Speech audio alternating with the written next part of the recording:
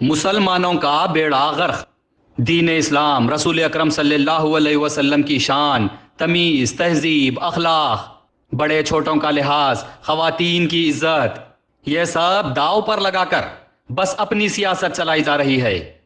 چہرے پر داڑھی سنت رسول، سر پر ٹوپی مسلمانوں کی پہچان، اور اس پر نالین مبارک کا نقش، اور پھر مسلمانوں کے لیڈر کہہ کر دنیا کو کیا عمل کر کے بتا رہے ہیں۔ مسلمانوں کی آواز کہہ کر کیا انداز اور کیا جملے استعمال کیے جا رہے ہیں۔ دینی جلسوں سے جلسہ رحمت للعالمین کے نام پر نازیبا گفتگو، نہ رحمت للعالمین کے نام کا احترام، نہ اسٹیج پر بیٹھے مفتیان اکرام، علماء و مشائخین کی عزت، نہ پس پردہ سننے والی ماؤں اور بچیوں کی عزت کا لحاظ، بس ٹن ٹناٹن بچے پیدا کرنے کے نسخے، کانڈوم اور اب بکینی۔ اور کس لیول تک جائیں گے صاحب؟ کس لیول تک شرم و حیا کے پردے اٹھا کر بتائیں گے؟ آپ کہہ رہے نہیں حجاب کیوں پہنتے، حجاب نہیں پہننا نا، پھر کیا پہننا؟ بکنی پہننا، وہ بھی پہنو آپ، میرے کو اختیار، آپ کو اختیار ہے۔ کون بولے صاحب حجاب نہیں پہننا؟ کیوں آپ حجاب بین کروانے حکومت کو للکار رہی؟ ایک چھوٹے سے گاؤں کے ایک چھوٹے سے اسکول میں کچھ لوگ حجاب پر آبجیکشن کیے تو آپ لوگ ہی میڈیا ڈیبیٹس میں لگاتار لیڈیز کے ساتھ بیٹھ کر حجاب پر بحث شروع کیے۔ چھوٹے سے گاؤں کی ایک دبی ہوئی آواز کو اچھال کر سارے ہندوستان میں پھیلا دیے۔ آپ ہی جلسوں سے حجاب کے نام پر حکومت کو ٹارگٹ کرنا شروع کیے اور اسی طرح تقاریر سے ماحول گرم کیے۔ چھوٹے سے گاؤں کی ایک دبی ہوئی آواز کو اٹھا کر ہائی کورٹ اور سپریم کورٹ تک لے کر چلے گئے، اور اب آپ آل اوور انڈیا لیول پر حجاب بین کروا کر اس کا آلٹرنیٹ بکینی کہہ کر حکومت کو اکسا رہے ہیں۔ حجاب پہننا یا بکینی، یہ کیا بات؟ حجاب اور بکینی پہننے کے علاوہ کیا کچھ نہیں ہے؟ حجاب کا آلٹرنیٹ کیا بکینی ہے؟ اب جو مسلمان خواتین حجاب نہیں پہنتے، کیا آپ انہیں بکینی پہنو کہیں گے؟ آپ لوگ میڈیا میں بیٹھ کر کئی لیڈیز کے ساتھ حجاب پر کھلے عام بحث کرتے ہیں، تو کیا اب آپ مسلم اینکرز کو حجاب میں آؤ، اور اگر حجاب پہن کر نہیں آئے تو بکینی میں آ کر بحث کرو بولیں گے؟ جو مدعا آپ سے جڑا ہوا نہیں رہتا اس پر آپ ڈیلی کئی مسلم لیڈیز رپورٹرز کو سامنے بٹھا کر انٹرویو دیتے ہیں، تو کیا اب آپ انہیں حجاب پہن کر آؤ، اور اگر حجاب پہن کر نہیں آئے تو انہیں بکینی پہن کر انٹرویو لیو کہیں گے؟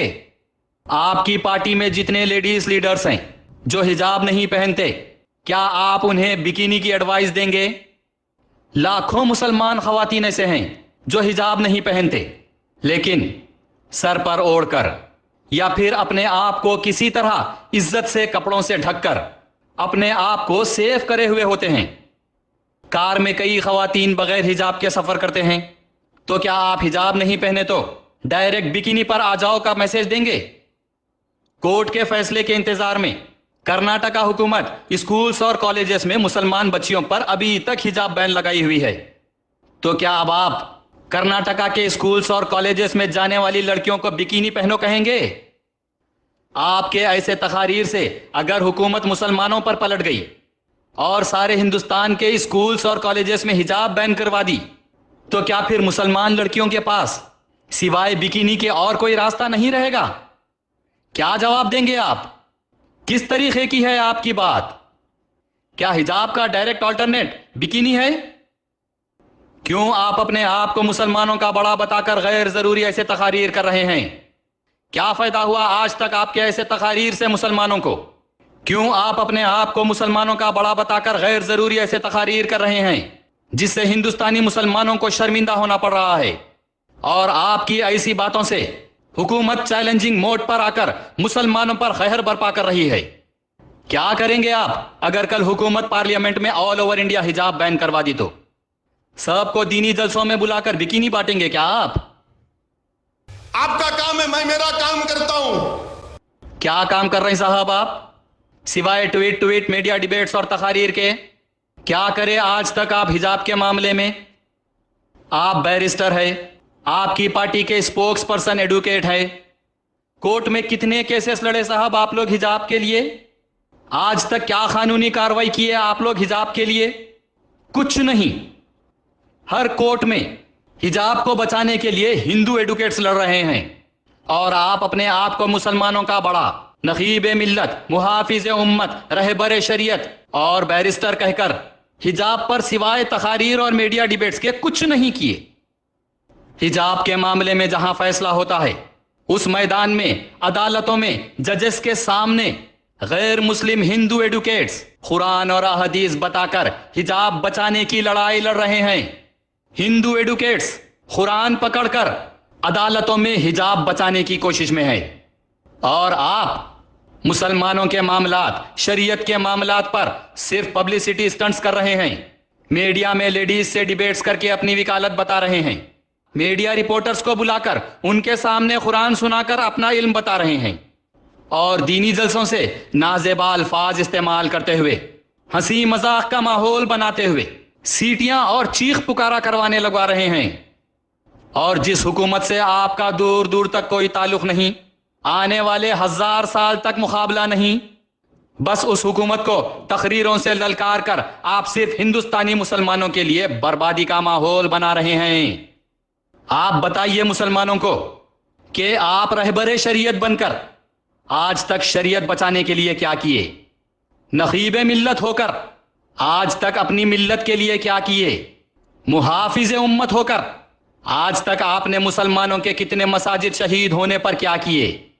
آپ اگر مسلمانوں کے قائد ہیں، مسلمانوں کی آواز بلند کرنے والے ہیں، مسلمانوں کے لیے حکومتوں سے لڑنے والے ہیں، تو بتائیے مساجد سے لے کر شریعت کے معاملات، ٹرپل طلاق اور حجاب کے معاملے میں آج تک آپ نے کیا کیا؟ تقاریر تو میں بھی بہت زبردست کر لیتا ہوں. ٹی وی ڈیبیٹس اور انٹرویوز کے لیے 5000 روپے دے دیے تو کوئی بھی مولانا بن کے کسی بھی بات پر زبردست بحث کر لیں گے. میں بھی ٹی وی ڈیبیٹس پر آ گیا تو ہوا میں بہت مسائل چھوڑ سکتا ہوں، لیکن آپ مسلمانوں کے قائد ہو کر، بیرسٹر ہو کر، محافظ امت، رہبر شریعت، نقیب ملت ہو کر یہ سب معاملات میں کیا کیے؟